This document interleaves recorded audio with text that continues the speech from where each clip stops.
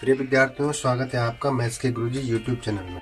तो गणित कक्षा 7 एक्सरसाइज 4.4 आज हम शुरू कर रहे हैं। ठीक है, 4.4 का प्रश्न 1। ठीक है, गणित कक्षा 7 एक्सरसाइज 4.4 सरल समीकरण।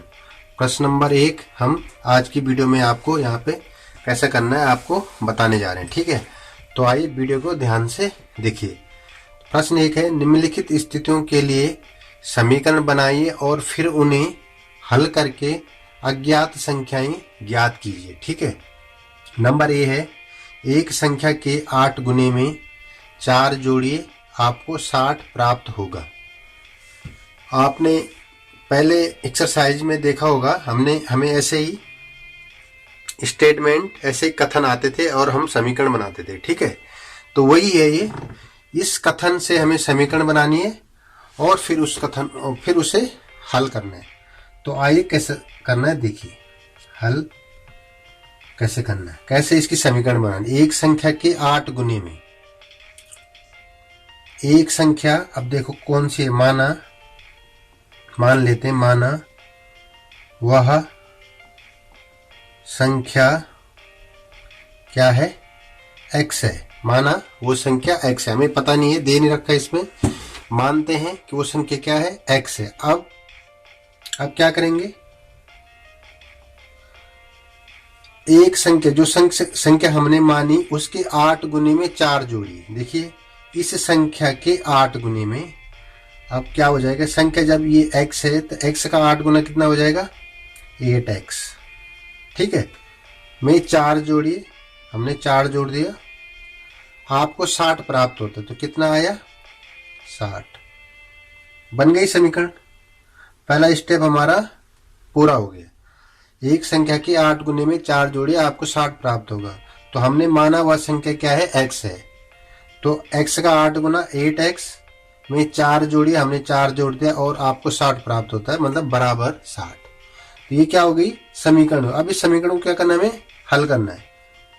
तो हल कैसे करेंगे, जैसे हमने पिछले क्वेश्चन में किया, सेम ऐसे ही है। x का मान ज्ञात करना है हमें इसमें। ठीक है, तो ये क्या है, देखिए यहीं पे कर लेते हैं। 8x plus 4 equal to 60। ठीक है, तो 8x बराबर हो जाएगा 60 माइनस 4 के। ठीक है, ये प्लस 4 यहाँ जाके माइनस बन गया। तो 8x हो गया हमारा, 60 में से 4 गए 56। ठीक है, और x हो गया हमारा 56/8। ठीक है, और 8 7 56। तो x का मान हमारा कितना आ गया, 7। तो ऐसे आपको समीकरण हल करनी है। ठीक है, तो ये हो गया ए वाला। अब करते हैं बी वाला। ठीक है, बी वाला कैसे करना है, बी वाला क्वेश्चन पहले लिख लेते हैं।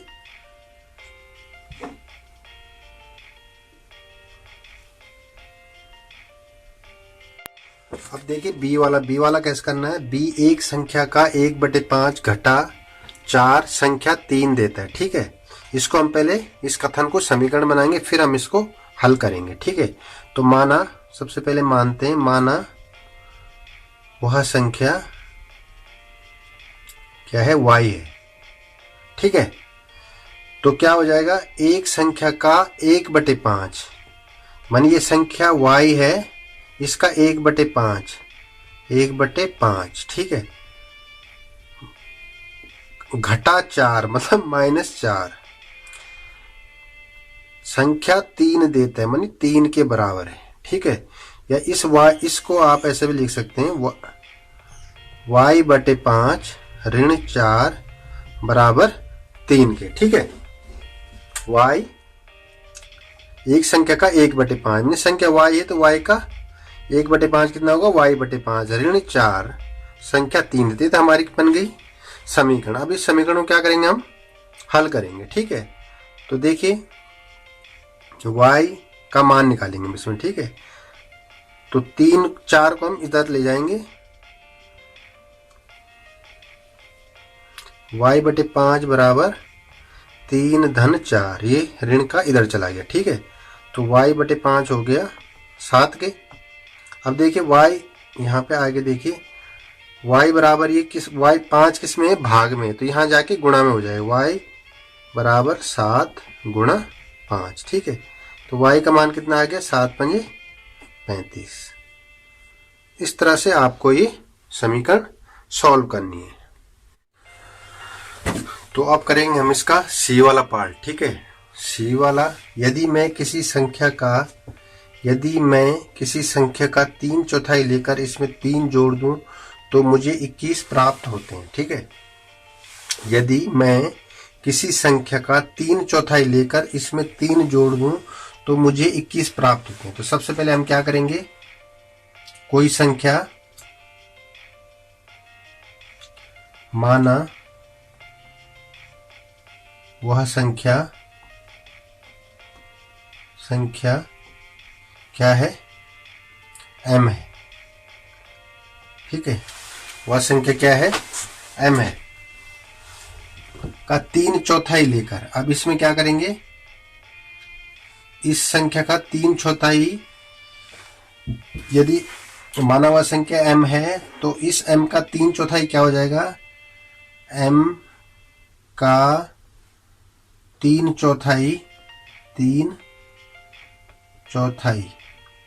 ठीक है, m का 3/4, m का ये 3/4 ये हो गया। ठीक है, इसका मतलब 3m/4, या इसको लिख सकते हैं हम 3m/4, 3m/4। ठीक है, ये हो गया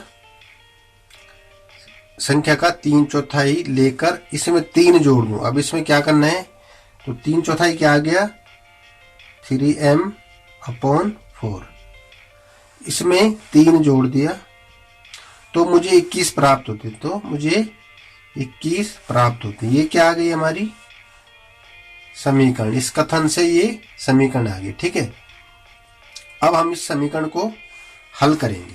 तो समीकरण को हल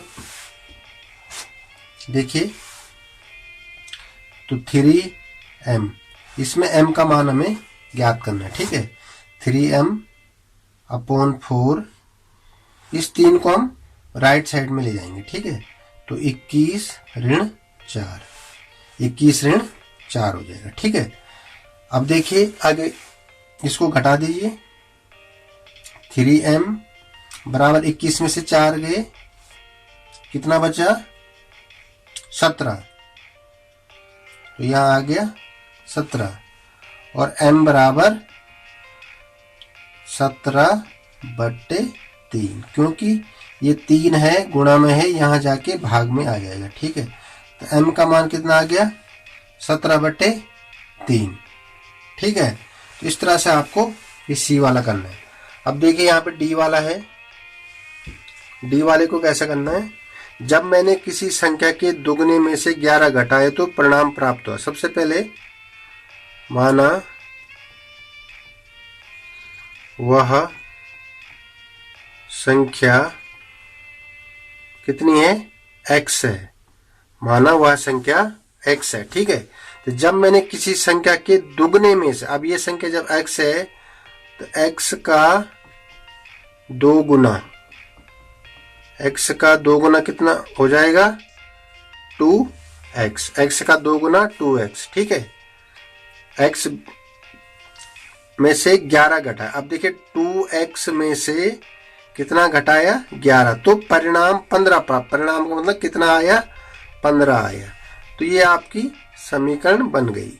अब इस समीकरण को क्या करना है, सॉल्व करना है। तो इसमें क्या है, x का मान हमें ज्ञात करना है। 2x बराबर हो जाएगा 15 ऋण 11, और x बराबर हो जाए 2x बराबर 15 में से 11 गया 4, और x बराबर 4/2, तो 2 दूनी 4, तो x बराबर 2।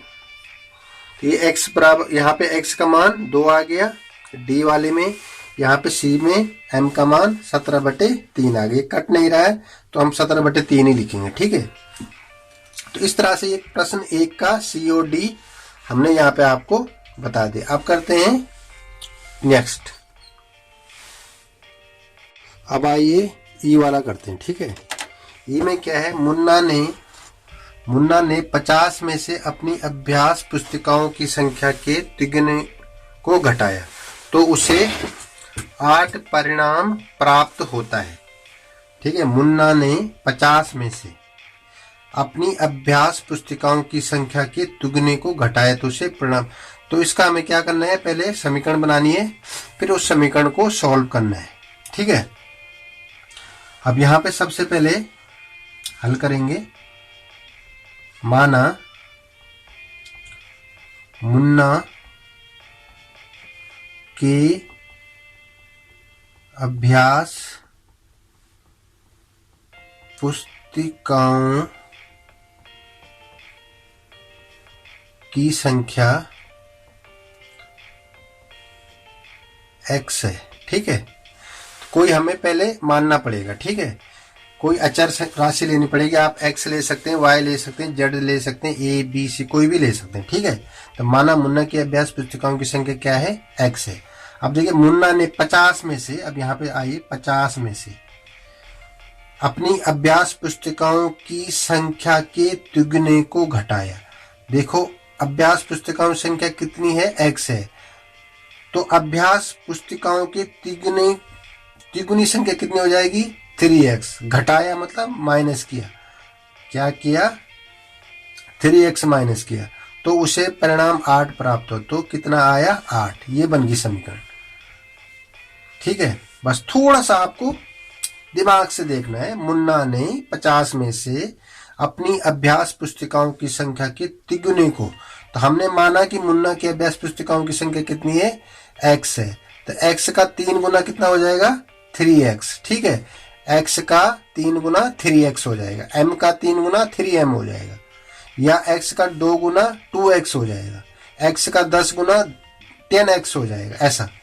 तो ये 3x हमने यहां से ले लिया तिगुने से। ठीक है, तो मुन्ना ने 50 हमें दे रखा, 50 में से क्या किया, पुस्तिकाओं के तिगुने को घटा दिया, हमने घटा दिया, और उसको परिणाम बाद में कितना मिला, 8 प्राप्त हुआ, तो 8 आ गया। ठीक है, अब हमें समीकरण तो हमें बन गई, अब हमें इसमें x का मान ज्ञात करना है। ठीक है, तो x का मान ज्ञात कैसे करेंगे, x 3x, इस वाले 50 को राइट हैंड साइड में ले जाएंगे। ठीक है, तो ये रहेगा माइनस का माइनस 3x ऐसा रहेगा, बराबर 8 ऋण 50 के। ठीक है, ये माइनस 3x, देखो 8 में से ऋण 50 तो जाएंगे नहीं, लेकिन अगर माइनस का चिन्ह आ जाएगा यहाँ पर। ठीक है, तो क्या हो जाएगा, माइनस के 42, ऋण 50 बड़ा है और 8 हम इससे घटा देंगे तो माइनस का चिन्ह आ जाएगा। ठीक है, ऐसा। तो देखिए माइनस से माइनस कैंसिल दोनों तरफ। ठीक है, तो x बराबर आ जाएगा आपका, देखो ये 3 गुणा में है, यहाँ भाग में चला जाएगा, 42/3। तो x बराबर 3 एकम 3 और 3 चौक 12, तो कितना आ गया, x का मान 12 आ गया। ठीक है, इसको आप दूसरे मेथड से भी कर सकते हैं। ठीक है, यहाँ पे देखिए 50 समीकरण, यहाँ पे देखिए इस वाले को। ठीक है, यहाँ पे हम इस माइनस को नहीं भी करते हैं, तो माइनस 3x बराबर माइनस 42 के, और x बराबर हो जाएगा माइनस 42, और ये माइनस का है तो गुणा में, तो ये नीचे माइनस 3, अतः इससे ये कट जाएगा, और ये 12 आ जाएगा, तो x बराबर 12। ऐसा हमें ज्ञात करना है। ठीक है, तो ये वाला आपका कंप्लीट हो गया, ई वाला। अब देखिए एफ वाले को हम कैसे करेंगे। इवेन हल एक संख्या सोचती है, कोई नाम है कि लड़का लड़की जो भी होगा, कोई नाम है, एक संख्या सोचती है। तो माना इवेन हल ने m संख्या सोची। ठीक है, m संख्या सोची मतलब ये किसी नाम है, एक संख्या सोचती है, कोई लड़की होगी, उसने माना m संख्या सोची, वह इसमें 19 जोड़कर, जो उसने m संख्या सोची इसमें 19 जोड़कर योग को 5 से भाग देती है। इसमें 19 जोड़कर योग को 5 से भाग देती है, ठीक है, जो इसका योग हुआ इसको 5 से भाग देती है, उसे 8 प्राप्त होता है ये, ठीक है, समझ गए आप बात को। माना इवेन हल ने m संख्या सोची, तो m वह इसमें 19 जोड़कर 19 हमने जोड़ दिया और इस योग को 5 से भाग दे दिया, हमने 5 से भाग दे दिया, उसे 8 प्राप्त हुआ, 8 प्राप्त हो गया। अब हम इसको समीकरण तो बन गई, अब इसमें m का मान हमें ज्ञात करना है, ठीक है, m का मान क्या होगा इस समीकरण में। तो m का मान देखिए m + 19, ठीक है। अब ये 5 भाग में है, इधर जाएगा गुणा में हो जाएगा, तो 8 × 5, m + 19 बराबर 8 पंजे 40 और m बराबर 40, ये धन का 19 यहाँ ऋण में हो जाएगा, ठीक है। तो m का मान कितना आ गया, 40 में से 19 गए 21। तो इस तरह से आपको ये वाली समीकरण सॉल्व करनी है, ठीक है। और अब है इसका, और अब आइए इसका अंतिम जी वाला, ठीक है। अनवर एक संख्या सोचता है, यदि वह इस संख्या के 5/2 में से 7 निकाल दे तो परिणाम 23 है। जैसे ये सोच रहा था, ये सोच रही थी, वैसे ये भी सोच रहा है, ठीक है। अनवर एक संख्या सोचता था, मान लेते हैं, माना अनवर क्या सोचता है, y संख्या सोचता है, ठीक है, सोचता है, ठीक है साहब। यदि वह इस संख्या के 5/2 में से, अब इस संख्या के 5/2, y का 5/2 कितना हो जाएगा, 5y/2, 5y/2, y का 5/2 कितना हो जाएगा, 5y/2, ठीक है। में से 7 निकाल दे तो मतलब 5y/2 में से 7 निकाल दिया उसने, तो परिणाम 23 होता है, कितना, 23। तो ये हमारी समीकरण बन गई है, ठीक है। अब हमें इस समीकरण को सॉल्व करना है। सॉल्व कैसे करेंगे, इसमें हमें y का मान ज्ञात करना है, ठीक है। तो y का मान ज्ञात करते हैं, 5y+2 बराबर हो जाएगा, ये ऋण 7 को हम राइट हैंड साइड में ले जाएंगे, 23, ये धन का 7 हो जाएगा, ठीक है। अब देखिए 5y/2 बराबर 23 और 7 30, ठीक है। अब 5y हो जाएगा आपका 30, ये भाग में है, ये तो गुणा में चला जाएगा, तो गुणा हो जाएगा, ठीक है। और 5y बराबर 30 दूनी 60 के, तो y बराबर हो जाएगा 60/5, ये गुणा में ये भाग में चला जाएगा, ठीक है। और 12 पंजे 60, तो y का मान कितना आ गया, 12, ठीक है। इस तरह से आपको इन कथनों से समीकरण बनानी है और फिर उन समीकरणों को हल करना है, ठीक है। उनमें जो अचर राशि है उनका मान ज्ञात करना है। तो यही ये क्वेश्चन में बताया था, निम्नलिखित स्थितियों के लिए समीकरण बनाइए और फिर उन्हें हल करके अज्ञात संख्या ज्ञात कीजिए। जो अज्ञात संख्या यही है, किसी में y है, किसी में z है, किसी में m है, यही संख्या हमको ज्ञात करनी। तो जो दे रखा है, अनवर एक संख्या सोचता है, माना अनवर y संख्या सोचता है, तो यदि वह इस संख्या के 5, इस संख्या का 5/2 ऐसा करना है, फिर आपको समीकरण बनेगी, फिर आपको उस समीकरण को हल करना है। जो उसमें अचर राशि है, वो अज्ञात संख्या जो भी है उसका मान ज्ञात करना है। तो इस तरह से प्रश्न 1 के जो सारे क्वेश्चन थे वो हमने इस वीडियो में कंप्लीट कर दिया है। तो आप शायद समझ गए होंगे। अगर आप समझे नहीं है तो वीडियो को फिर से देखिए और धीरे से समझिए।